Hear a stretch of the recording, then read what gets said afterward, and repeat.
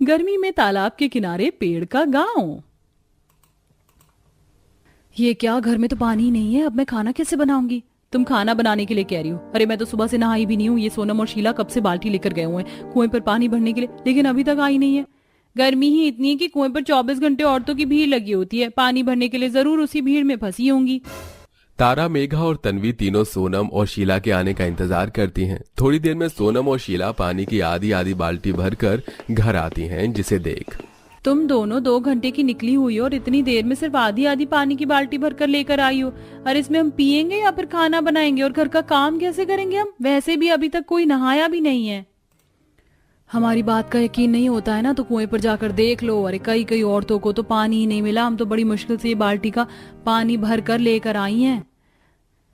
और नहीं तो क्या, गर्मी से सबका ही बुरा हाल है। गांव में पानी की तो इतनी किल्लत है कि पूछो मत। इसका मतलब मैं आज भी नहीं नहा पाऊंगी। ना जाने ये पानी का टैंकर वाला भी कब आएगा, 2 दिन हो गए इसे आए हुए। शायद कल आ जाए। कल सुबह हम सबको जल्दी उठना पड़ेगा, तभी टैंकर वाले से पानी भर पाएंगे। अगली सुबह 4 बजे ही सभी बहुएं उठकर मटके बाल्टी लेकर टैंकर के आने का इंतजार करते हैं। और गांव में जैसे ही पानी का टैंकर आता है तो सभी बहुएं पानी लेने लगती हैं। लेकिन कुछ ही सेकंड में गांव की औरतों की पानी की टैंकर के पास इतनी बड़ी भीड़ लग जाती है कि किसी बहू का ठीक से मटका नहीं भरता तो किसी की बाल्टी। जब से ये गर्मी का मौसम शुरू हुआ है तब से एक एक बूंद को तरस गए हम पानी की। आखिरकार कब तक इस पानी की किल्लत रहेगी? पूरे गांव में कुएं का पानी भी आधे से ज्यादा कम हो गया है और ना ही हमारे गांव में कोई तालाब नदी है। इस गर्मी के मौसम में गर्मी नहीं, हम गरीब लोगों की मौत आती है, मौत। सभी बहुएं उदास होकर घर जाती हैं और उस थोड़े पानी को ही बचाकर अपना गुजारा चलाती हैं। गर्मी के चलते गांव में सभी का बुरा हाल था। कहीं कोई पानी के लिए तरस रहा था तो कोई गर्मी से ही परेशान था। रात में भी गर्मी से सब परेशान हैं। कब खत्म होगा ये गर्मी का मौसम?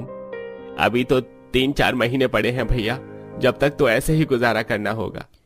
मुझे तो लगता था कि आंगन में बैठकर खाना खाएंगे तो बाहर थोड़ी ठंडी ठंडी हवा चलेगी, लेकिन यहाँ तो रात में भी लू जैसी हवा चल रही है। इतनी गर्मी में तो ठीक से सोया भी नहीं जाता है।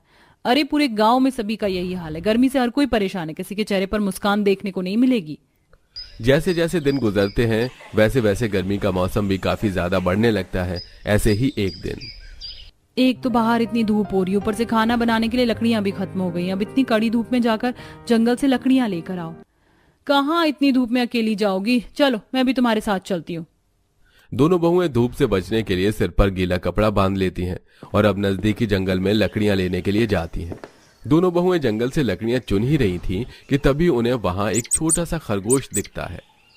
मेघा देखो ना, कितना प्यारा छोटा सा खरगोश है। क्यों ना हम इसे अपने साथ ले जाएं? पता है मुझे बचपन से खरगोश पालने का बड़ा शौक रहा है। बाकी लोगों को भी खरगोश काफी ज्यादा पसंद आएगा। चलो इसे पकड़ते हैं। मेघा और तारा जैसे ही उस खरगोश को पकड़ने के लिए उसके करीब जाती हैं कि तभी वो खरगोश इधर उधर भागने लगता है, जिसके चलते तारा और मेघा को भी उस खरगोश के पीछे भागना पड़ता है। उस खरगोश का पीछा करते करते तारा मेघा जंगल में थोड़ा आगे निकल जाती हैं। लगता है हम जंगल के अंदर कुछ ज्यादा ही आ गए हैं। अब क्या करें? तुम्हें रास्ता पता है हम कहाँ से आए थे? मुझे नहीं पता तारा, इस खरगोश के चक्कर में मैंने तो रास्ता ही नहीं देखा ठीक से। तारा मेघा जैसे ही थोड़ा सा आगे बढ़ती हैं तो उन्हें उस जंगल के पास ही एक बहुत बड़ा तालाब दिखता है, जिसे देख दोनों काफी हैरान हो जाती हैं। मुझे तो लगता था कि हमारे गांव में कोई तालाब नदी नहीं है, लेकिन यहाँ जंगल के पास कितना बड़ा तालाब है और इसका पानी भी कितना साफ है। यहाँ गर्मी भी नहीं लग रही है। पेड़ और तालाब होने की वजह से यहाँ कितनी ज्यादा ठंडक भी है। काश हमारा घर भी यहीं होता तो कितना अच्छा होता ना। न पानी की टेंशन होती और ना गर्मी से परेशान होते। तो क्यों ना हम लोग अपना घर यहीं बना ले। लेकिन मेघा, ये होगा कैसे? यहाँ घर बनाना इतना भी आसान नहीं है और इस तालाब किनारे इतनी जगह भी नहीं है कि हम घर बना सके। लगता है तारा तुमने यहाँ के आसपास के पेड़ों को नहीं देखा। यहाँ के पेड़ काफी ज्यादा बड़े और चौड़े हैं। अगर हम चाहें तो इन पेड़ों के अंदर अपना घर बना सकते हैं। लेकिन हम भला इन पेड़ों के अंदर कैसे रह सकते हैं? घर बना भी लिया तो पेड़ों के अंदर रहना मुमकिन नहीं है। क्यों नहीं मुमकिन है तारा? ये पेड़ इतने बड़े हैं कि इनके अंदर 2 लोग आराम से रह सकते हैं। हमें बस 5 पेड़ के अंदर घर बनाने होंगे, फिर इनके अंदर हम अपने पतियों के साथ आराम से रह सकते हैं। और यहाँ तो तालाब भी है तो हमें पानी को लेकर भी ज्यादा टेंशन नहीं होगी। तुम्हारी बात में दम तो है। चलो चलकर बाकी लोगों को भी बताते हैं। दोनों बहुएं जैसे तैसे कर उस जंगल से बाहर आती हैं और घर आकर सारी बात बाकी लोगों और अपने पतियों को बताती हैं। और जब वो सब तालाब के किनारे आकर वहां का नजारा देखते हैं तो उन्हें भी काफी अच्छा लगता है। अरे ये जगह तो सच में काफी सुंदर और ठंडक भरी है। तुम लोगों ने सही कहा था, हमें यहाँ रहने में कोई दिक्कत नहीं होगी। इन पेड़ों के अंदर घर बनाना भी इतना ज्यादा मुश्किल नहीं है। चलो फिर काम पर लगते हैं। अब सभी पति कुल्हाड़ी की मदद से उन बड़े बड़े पेड़ों के अंदर छेद करने लगते हैं, तो वहीं उनकी पत्नियां भी इसमें उनकी काफी मदद थी। पेड़ अच्छे से छेद कर सारे छोटे मोटे लकड़ी के टुकड़े बहुएं हटाकर लकड़ी पेड़ के अंदर चादर और अपना छोटा मोटा जरूरत का सामान रख लेती हैं। और अब पांचों बहुओं के पास उनका खुद का तालाब किनारे पेड़ घर होता है। तालाब किनारे रहने की वजह से उनके पानी के काम भी आसानी से हो जाते हैं। कितने समय के बाद मुझे सुकून की नींद आई। मैं तो आराम से सो रही थी रात में। कपड़े बर्तन धोने में भी कितनी दिक्कत होती थी, लेकिन देखो अब हम हाथों हाथ अपने सारे काम कर सकते हैं। अब जल्दी से काम करते हैं, तालाब में जाकर नहाएंगे भी।